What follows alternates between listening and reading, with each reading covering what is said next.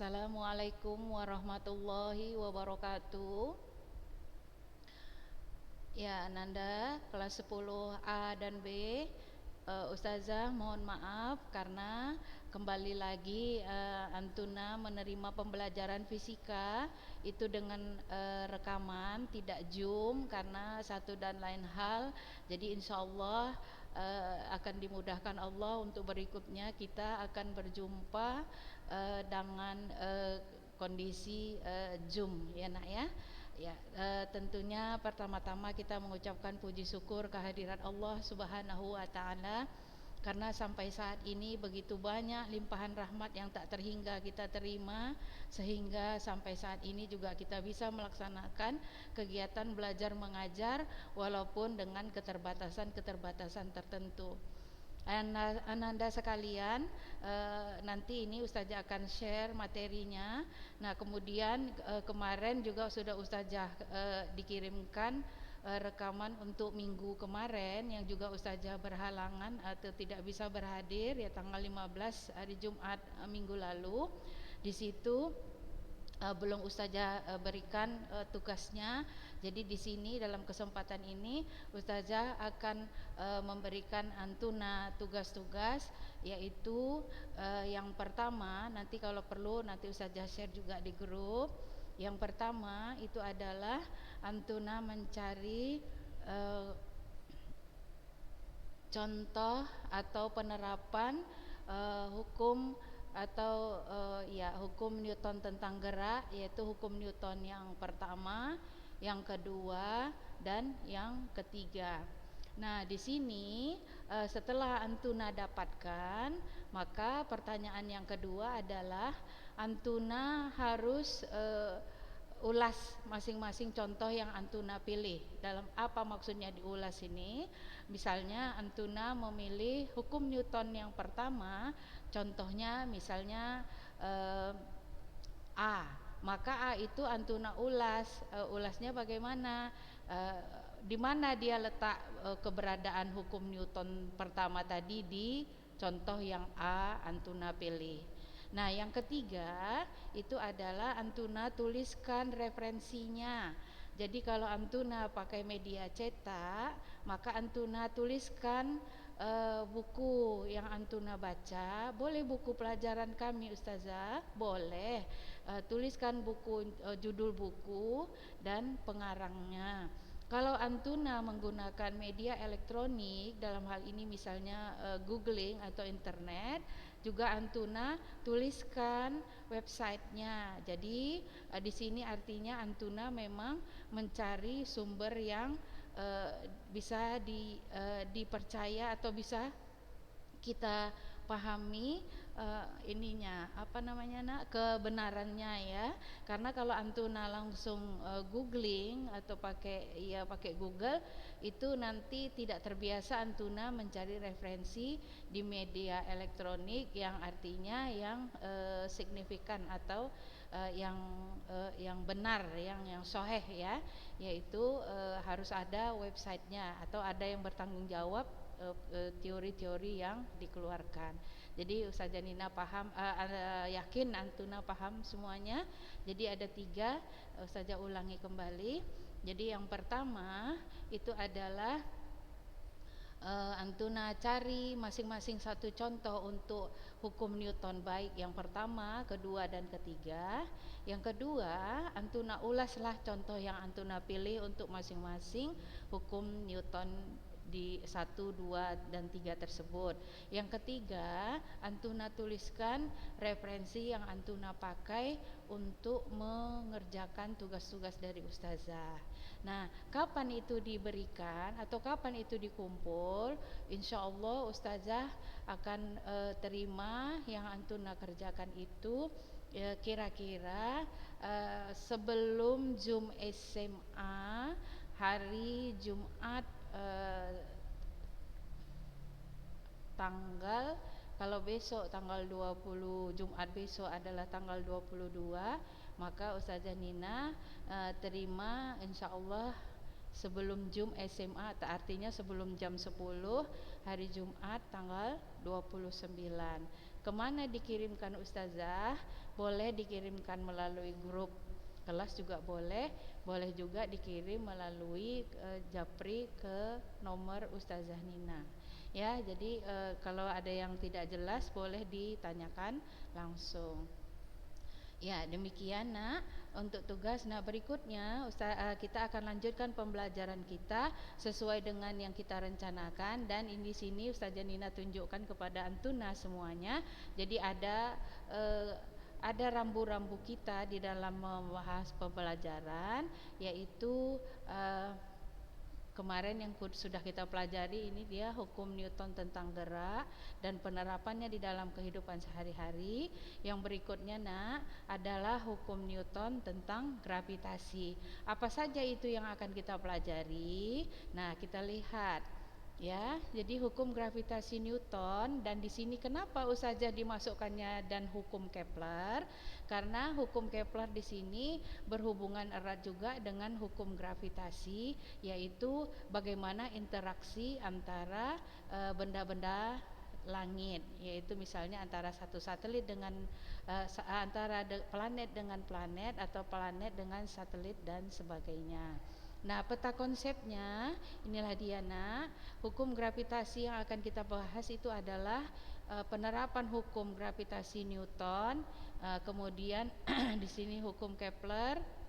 Nanti ada kita kenal hukum Kepler 1, hukum Kepler 2, dan hukum Kepler yang ketiga ya. Percepatan gravitasi. Nah, apa itu, bagaimana percepatan gravitasi dan bagaimana hukum gravitasi Newton yang kita kenal nanti dengan gaya gravitasi, dan berikutnya adalah resultan gaya gravitasi dan sebagainya.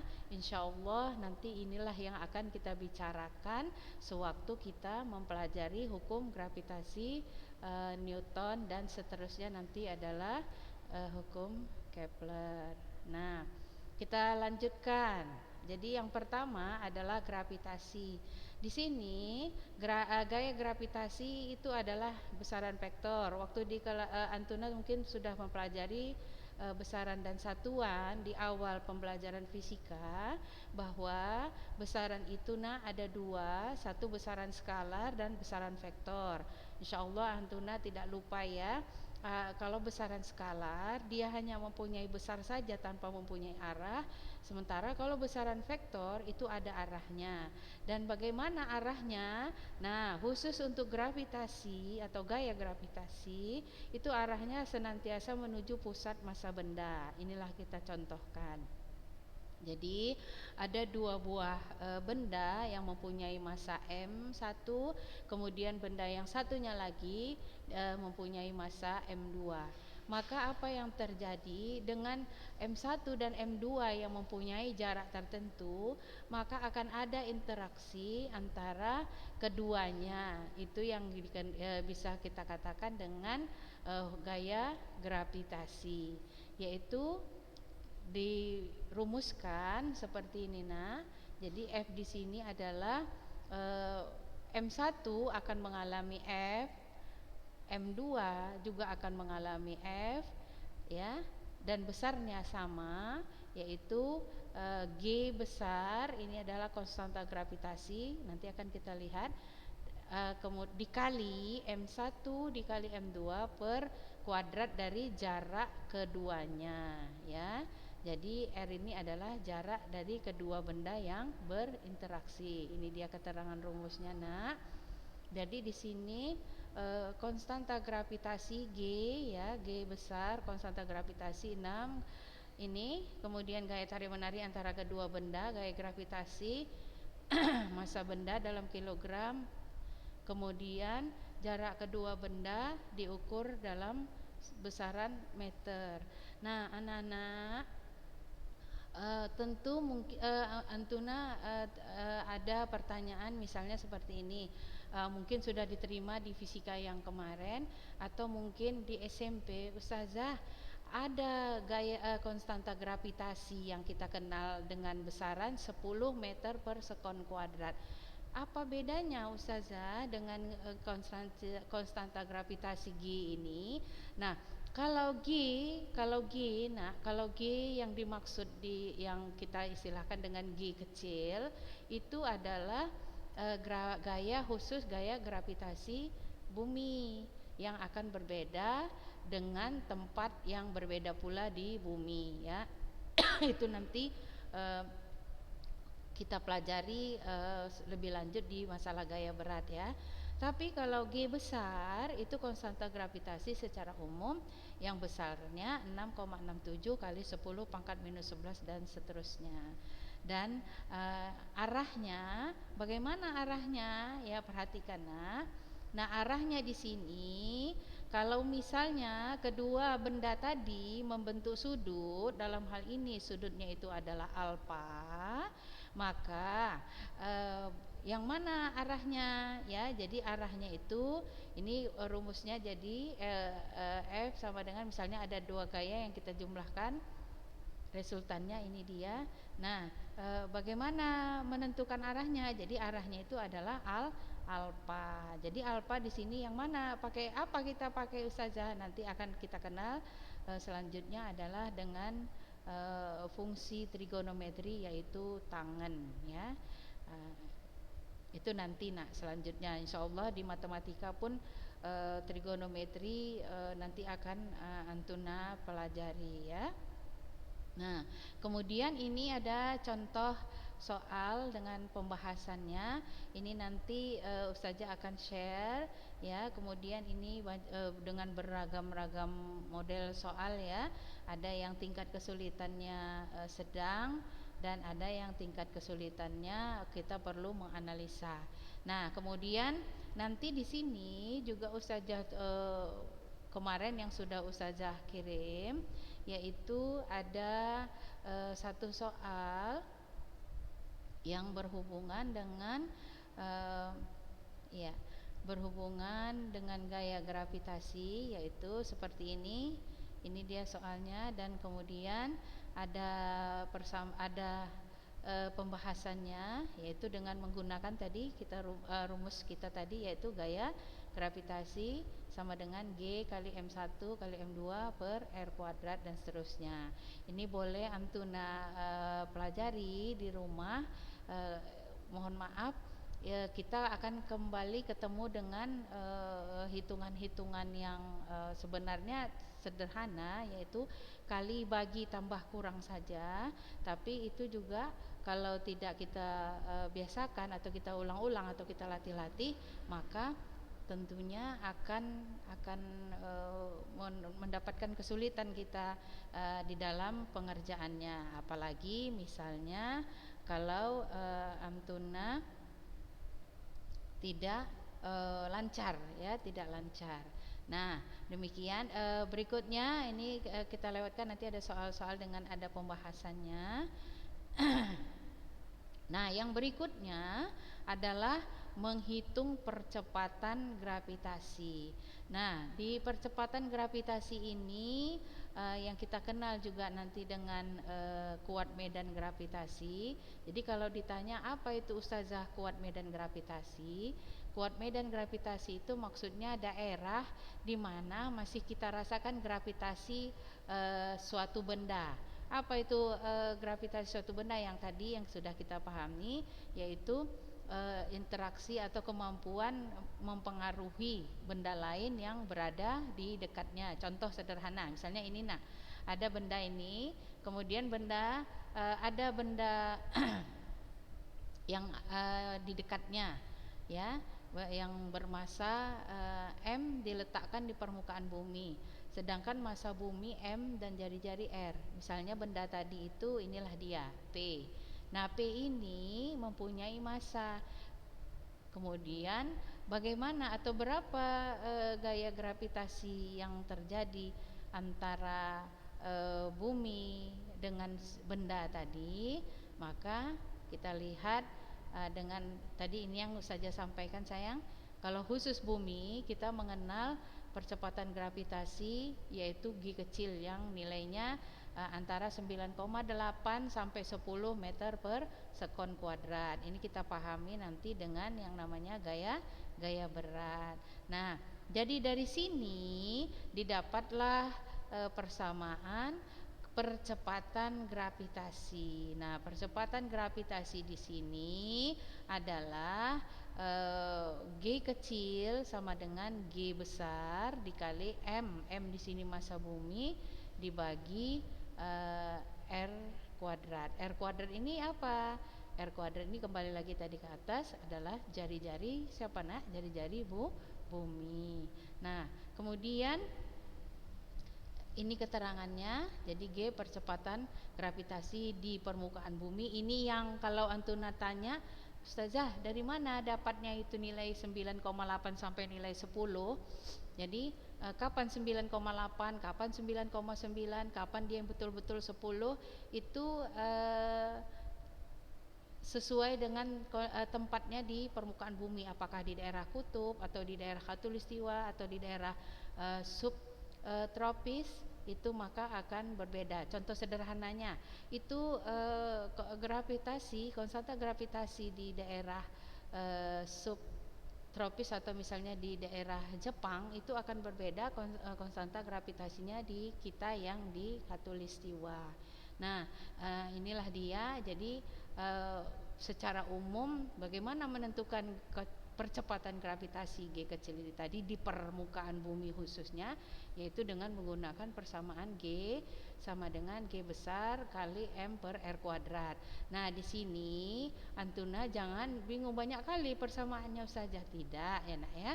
Jadi sebenarnya ini penurunan rumusnya ini dan ini seterusnya adalah penurunan rumus sehingga didapat percepatan gravitasi. Nah, kalau yang ini tadi ini adalah rumus gaya gravitasi secara umum yang tadi sudah kita paparkan di depan. Ya, Ustazah naikkan kembali. Ya, ini dia nak. Ya, jadi gaya gravitasi atau gaya tarik menarik antara kedua benda atau gaya gravitasi antara satu benda dengan benda yang lain dengan rumus G sama dengan M1 kali M2 per R kuadrat. Nah, jadi nak, kalau nanti untuk seterusnya ini untuk informasi saja, Ustazah, kenapa ya dikatakan gaya gravitasi atau gaya tarik menarik antara kedua benda tadi itu dikatakan gaya gravitasi? Karena dia berasal dari yang tadi bahwa gaya gravitasi itu adalah bahwa benda dalam hal ini kita contohkan misalnya benda-benda yang ada di di angkasa, misalnya planet yang A dengan planet yang B, atau misalnya bumi dengan planet yang lain, itu bisa ditentukan gaya tarik menarik antara kedua benda ya, dalam hal ini misalnya dua planet ya. Nah, ini kembali lagi ke yang tadi.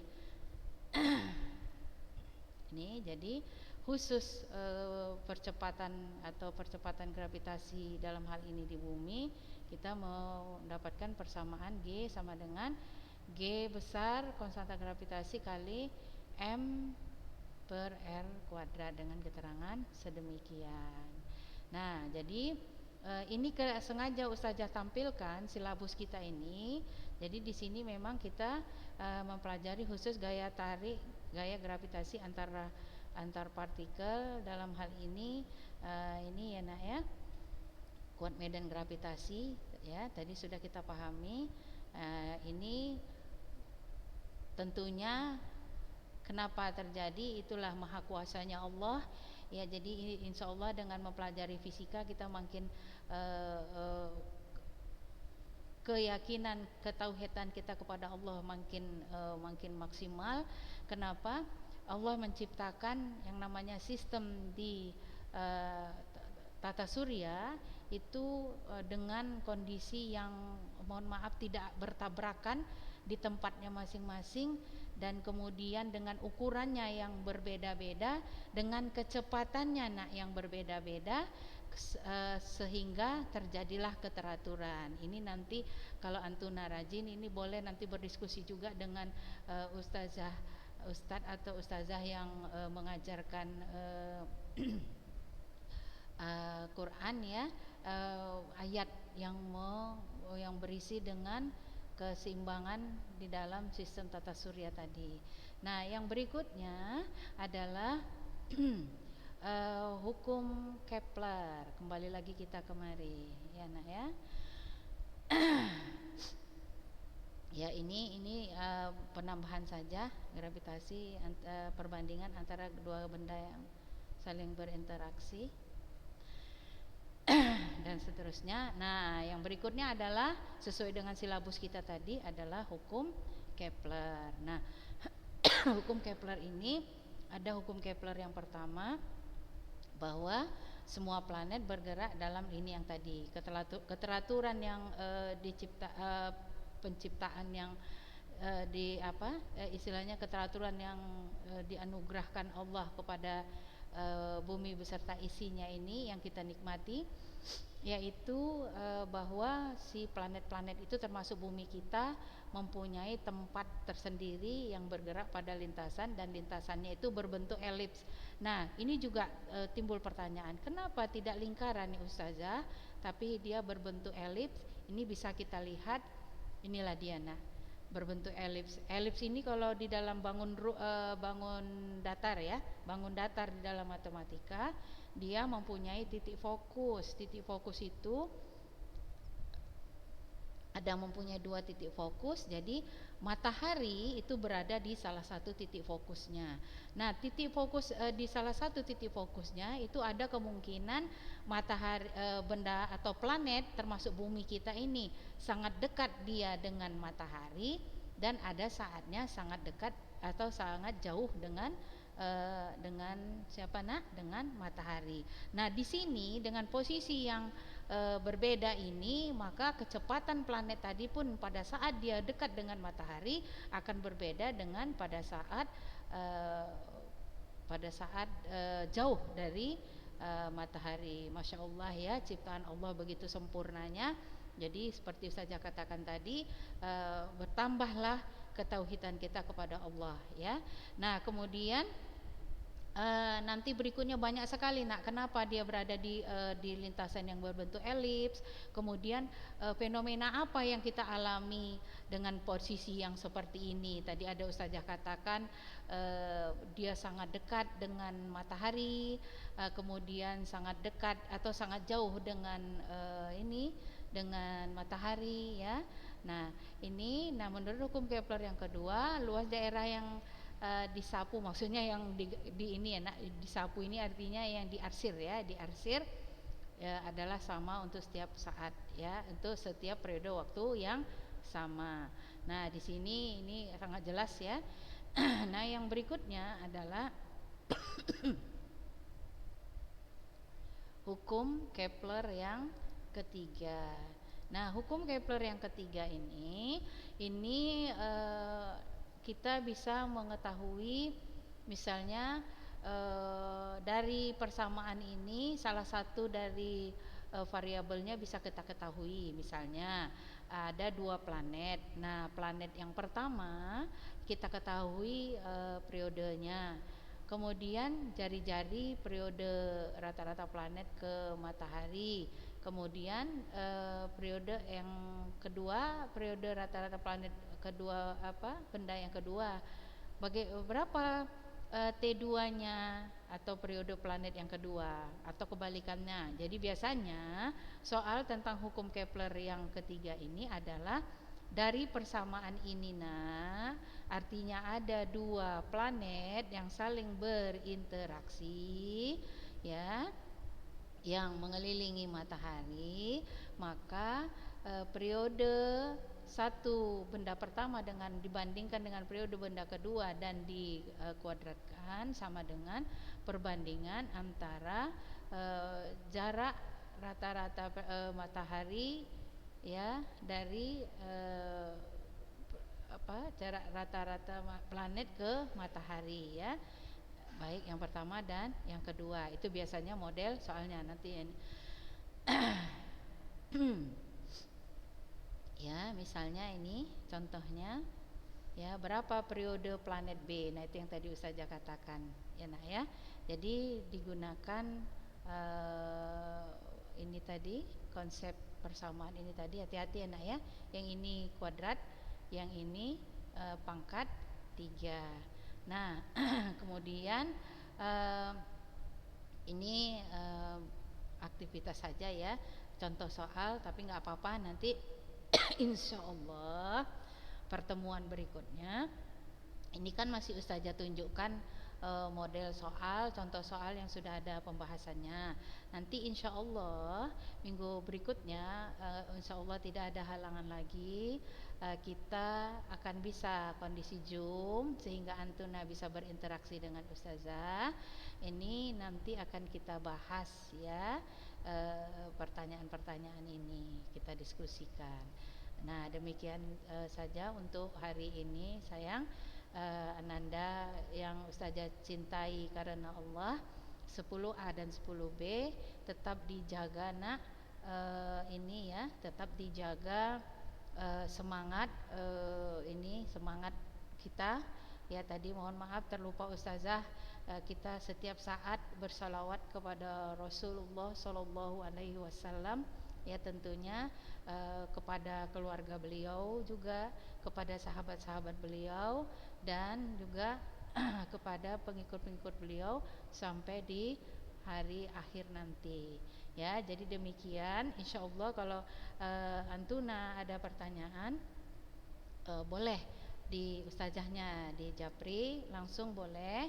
Kemudian kalau Antuna punya halakoh tersendiri atau kelompok-kelompok belajar tersendiri, masya Allah lebih bagus lagi ya. Jadi sebelum kita akhiri, tak henti-hentinya dan tak bosan-bosannya ustazah menyarankan untuk Ananda dan juga untuk ustazah sendiri, tetap kita jaga semangat kita walaupun semangat di dalam belajar ini, walaupun dalam kondisi yang banyak keterbatasannya.